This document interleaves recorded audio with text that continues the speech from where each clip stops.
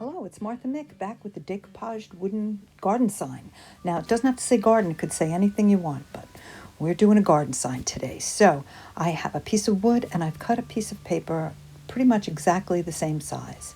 Now, I'm going to hand letter this. You could do some other things, which I'll show you later on, but if you want to hand letter it, you just need some guides so you know where the top and bottom of your letters are. Now, I'm not a great calligrapher, but anybody can letter. You just need to do it out in pencil there, and there I've made the start of my lettering. I'm going to come to some different decisions as you see here. Now I'm working with a Sharpie.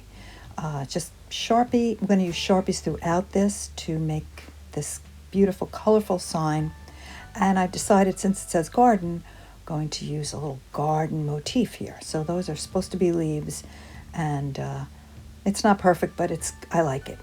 Now, when everything's dry, all that Sharpie gets dry, you want to erase your pencil marks, get them as clean as you can. Now I have completed the Sharpies there, and now I've decided I'm going to add a few little flowers to make it look a lot more like a garden. And I'm thinking about my color scheme. I've decided I'm going to go with green for my lettering, a white background, and little yellow flowers with some little embellishments of orange and some green inside. Now this is a Micron pen. It's waterproof and they're wonderful. I use them a lot, and once they're down on paper, they do not smear, they do not rub away. But if you don't have that, you can use a ballpoint pen. You just have to let it dry for a while. I'm going to use the Micron because that's what I have. So here I go. I'm adding the little flower embellishments. And take your time. This is the relaxing part of the craft. You can doodle around here, make anything you want. And because it's just paper, if you don't like your first result, you can do it again. It's all good. Now, we're going to use Sharpies to color. Sharpies are waterproof once they're dried. And as I like to say in any of my craft videos, the use of paint and markers, they all have their own special properties. I find that Sharpie markers dry lighter. I guess they're sort of an alcohol based or something, and the alcohol evaporates and leaves a lighter color. See what I'm doing, embellishing there? And you get it to where you like it. You can put as much down as you want, and I'm pretty happy with this. You can read it from a long way off, and that's always a good thing for a sign. Now, I have my wood here, and this wood I've sanded, but it's still kind of rough in terms of texture from the grain of the wood, but I'm going to put paint on it, which is going to take up some of the texture in there, smooth it out a little bit. It's not going to be perfect.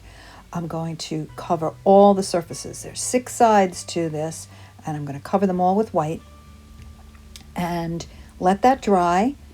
It takes a while. I'm not going to show you the drying time because it's really boring. So what I'm doing here is I'm going to wet my piece of paper, and you saw I got the Mod Podge ready.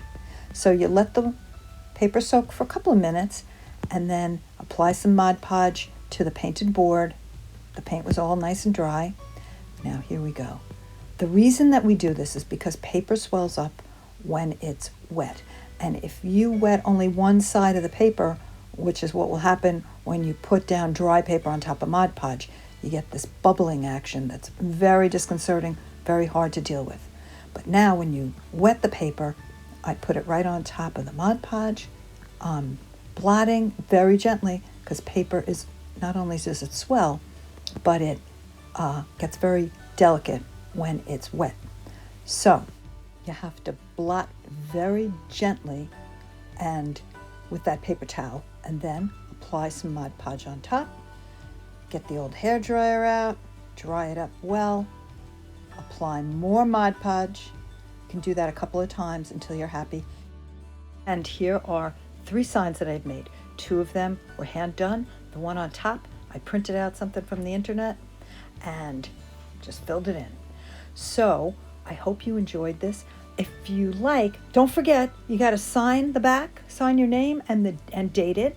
And if you like, you could spray it with some Krylon. They call it Krylon, that spray stuff you get at the hardware store.